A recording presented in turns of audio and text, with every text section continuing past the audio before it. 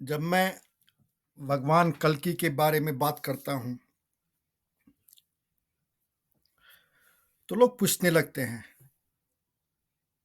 अपने ही सर्कल के लोग पूछने लगते हैं, how do you know? Why should I believe you? क्या प्रमाण है? कुछ नास्तिक लोग हैं जो पूछते हैं, बात में दम है क्या? अगर क्लेम ए है कि ईश्वर धरती पर मानव अवतार में आए हैं, तो उस क्लेम को वेरीफाई करने के लिए पहले तो ईश्वर में आस्था होने की जरूरत है। और ये आस्था की भी बात नहीं है, ईश्वर हैं ये जानना जरूरी है।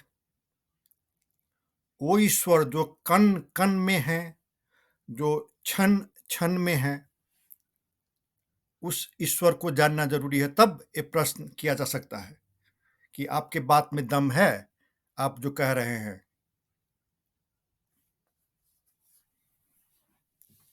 आकाश में जो सूरज दिखती है, वो ओपिनियन की बात होती है कि मेरे ओपिनियन में आकाश में सूरज है, लेकिन अगर आपके ओपिनियन में नहीं है तो नहीं है।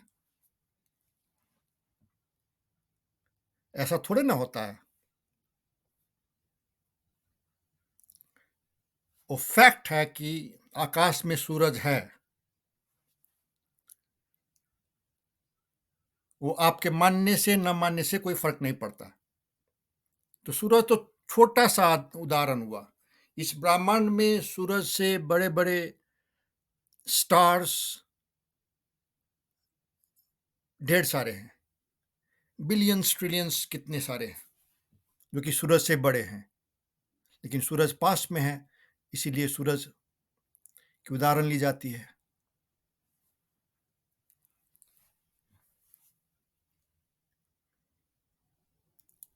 एक यहूदी रबाई, यहूदी पुजारी को किसी ने पूछा कि ईश्वर है, ये आपको कैसे मालूम? तो उस पुजारी ने कहा, वो आकाश में सूरज जो है उस पर गौर करके देखो 10 सेकंड। तो उस आदमी ने प्रयास किया, एक भी सेकंड नहीं टिक सका। कहा, ये आप कैसे बात कर रहे हैं? सूरज से तो बहुत प्रकाश आ रही है, हम तो नहीं देख सकते उसको लगातार। तो पुजारी ने कहा,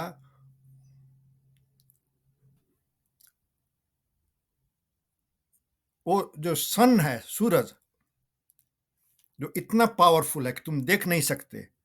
imagine how much more powerful the god who created that sun. जैसे ग्रेविटी है, वो ग्रेविटी तो है, वो किसी के मानने से, जो माने उसके लिए ग्रेविटी है, जो ना माने उसके लिए ग्रेविटी नहीं है, ऐसा तो नहीं ना होता है।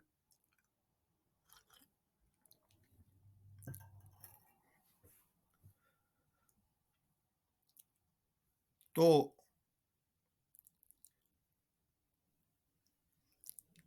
ईश्वर का ज्ञान होना बहुत जरूरी है। उसके बगैर एक अच्छा निर्माण, समाज का निर्माण संभव नहीं है। एक भी अपवाद नहीं है कि बगैर ईश्वर के एक अच्छे समाज का निर्माण हो गया हो। एक भी उदाहरण नहीं है।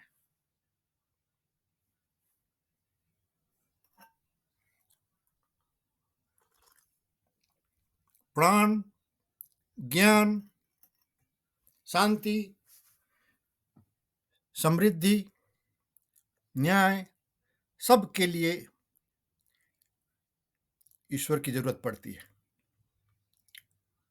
God is sovereign.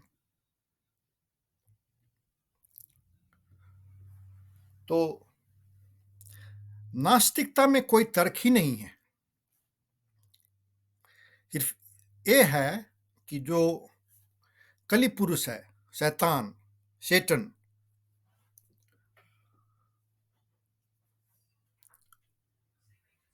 वो स्वर्ग का एक बहुत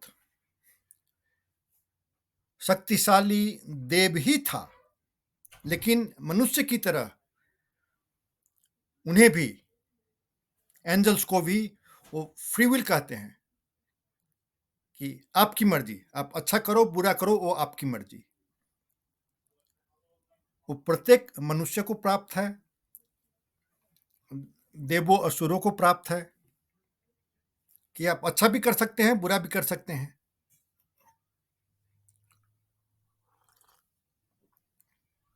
और अच्छा करने के लिए ईश्वर की पूजा आराधना जरूरी है, सही मार्गदर्शन करने के लिए। तो जो नास्तिक लोग हैं वो उस शैतान, उस कली पुरुष के गिरफ्त में रहे लोग हैं। इसका मतलब ये नहीं निकलता कि ईश्वर को मानना अगर धर्म के नाम पर पाखंड हो रहा हो तो उसको मानना नहीं होता है। ईश्वर को मानना अगर धर्म के नाम पर पाखंड हो रहा हो तो उस पाखंड को उजागर करना, उस पाखंड का विरोध करना होता है।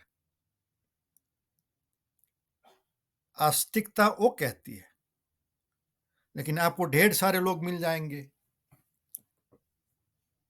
ये कहते हुए कि अगर ईश्वर हैं तो दुनिया में इतना अन्याय क्यों है, अगर ईश्वर हैं तो दुनिया में इतनी गरीबी भूखमरी क्यों है।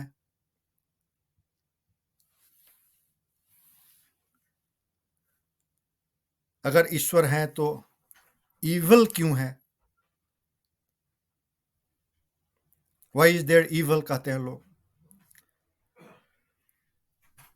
तो इतना अन्याय, गरीबी, अशांति इसलिए है कि मानव जाति अभी इस घोर कलयुग में ईश्वर से काफी दूर चली गई है, अपने इच्छा से, अपने निर्णय से। ये जो दुनिया में अशांति है, गरीबी है, हाहाकार है, अन्याय है, वो तो ईश्वर होने का प्रमाण है कि ईश्वर के होते हुए भी जब मानव जाति ईश्वर से दूर चली जाए तो क्या होता है, वही होता है जो हो रहा है।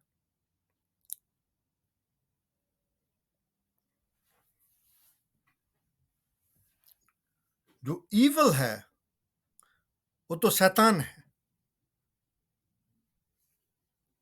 वो शैतान के गिरफ्त में रहे लोग कर रहे हैं।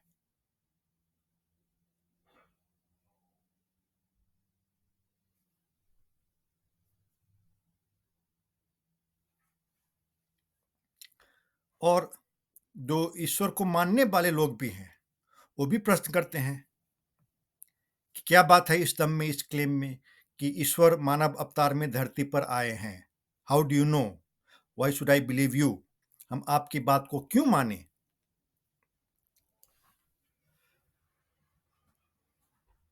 तो मैंने हाई स्कूल लेवल के ट्रिगोनोमेट्री में किया हुआ है, left hand side is equal to right hand side.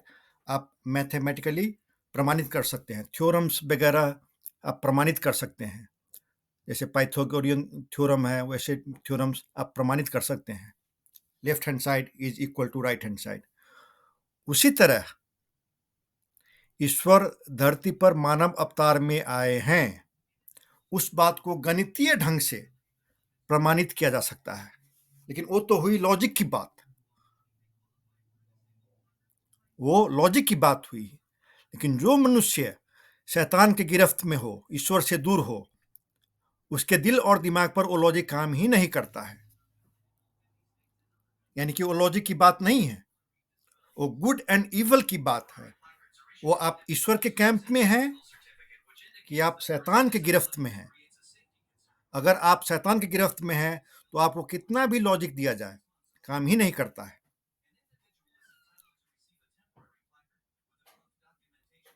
तो लॉजिक तो ये है, God is a being, God is a person, God is a being who is omniscient, omnipotent, omnipresent। किसी भी सच्चे धर्म में ईश्वर का वही रूप दिखाया गया है कि ईश्वर सब जानते हैं, कुछ भी कर सकते हैं और सब जगह हैं। He is everywhere. तो वो ईश्वर अनंत ज्ञान, अनंत शक्ति, अनंत उपस्थिति वाले ईश्वर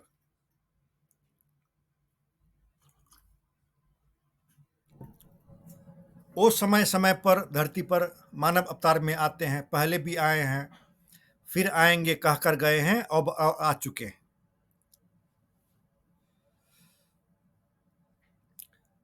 जनकपुर धाम के जैसा, कल की बादी घोषणा पत्र के लेखक जैसा, कल्किस्ट मैनिफेस्टो के लेखक जैसा वे भगवान कल्कि हैं। वो दशकों पहले पैदा हुए और उन्होंने कलयुग समाप्ति का काम प्रारंभ कर दिया है। और जिस तरह ज्ञान प्राप्ति के बाद सिद्धार्थ गौतम बुद्ध बने, जिन्हें आज हम भगवान बुद्ध कहते हैं, उसी तरह कलयुग के समाप्ति के साथ ही स्वतः उनकी परिचय स्थापित हो जाती है। तो वो तो हुई बाकी सारी दुनिया के लिए, लेकिन जो भाग्यशाली लोग होंगे उन्हें अभी पहचानेंगे। कैसे पहचानेंगे? तो ईश्वर जो सर्वज्ञानी हैं और ओमनीपोटेंट हैं, कुछ भी कर सकते हैं कभी भी, तो वो समय में पहले क्या हुआ, अभी क्या हो रहा है, आगे क्या होगा वो ईश्वर को पहले से ही मालूम रहता है। All of time, past, present and future, all of time is contained within God.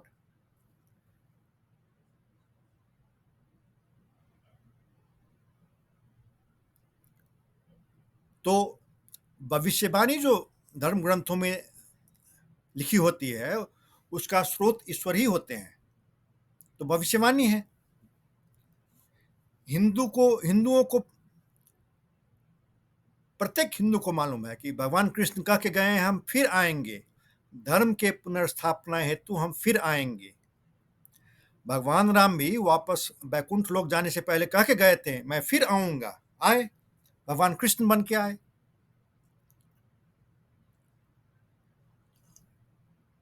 दुनिया के इतिहास में एक भी उदाहरण नहीं है, एक भी अपवाद नहीं है कि ईश्वर ने प्रॉमिस किया हो और वो वादा पूरा न किया हो। एक भी अपवाद नहीं है, नॉट वन।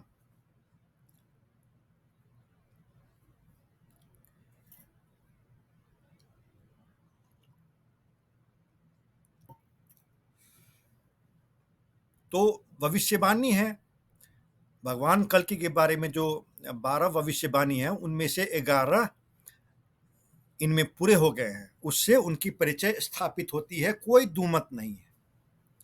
कुछ लोग कहते हैं, इंटरनेट पर तो सैकड़ों लोग हैं जो कह रहे हैं मैं हूं कल्कि, मैं हूं कल्कि। तो एक घोर कलयुग चल रहा है, अभी घोर कलयुग चल रहा है। अलग अलग विभिन्न वैरायटी के पाप लोग कर रहे हैं। जो ईश्वर ना हो वो कहे मैं ईश्वर हूं, उससे बड़ा कोई पाप होता ही नहीं। तो वैसे महापाप करने वाले लोग अभी धरती पर सैकड़ों की संख्या में हैं जो कह रहे हैं मैं हूं कल्कि, मैं हूं कल्कि, महापाप कर रहे हैं।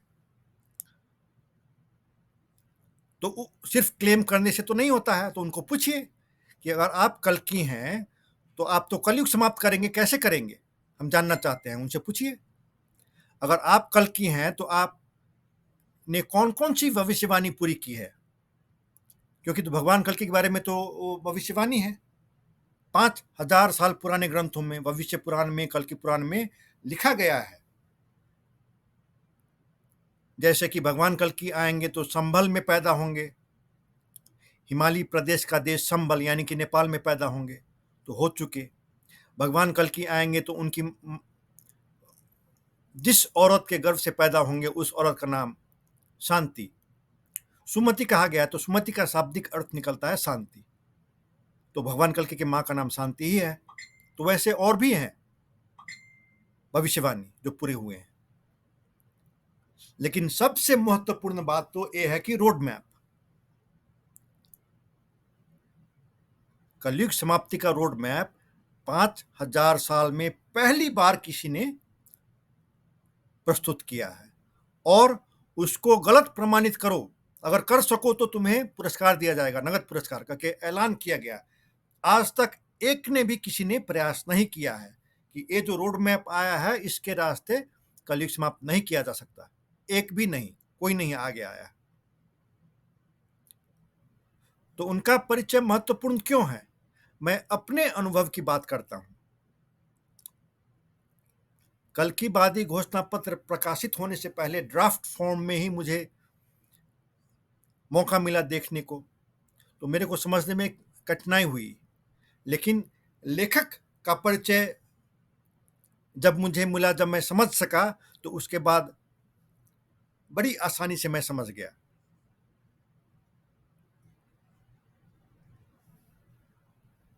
तो जो भाग्यशाली लोग हैं आज धरती पर, वो अभी पहचानेंगे। पहचानना बहुत आसान है। जो भाग्यशाली नहीं है, वो अगले जन्म में आएंगे, उनकी मूर्ति की पूजा करेंगे।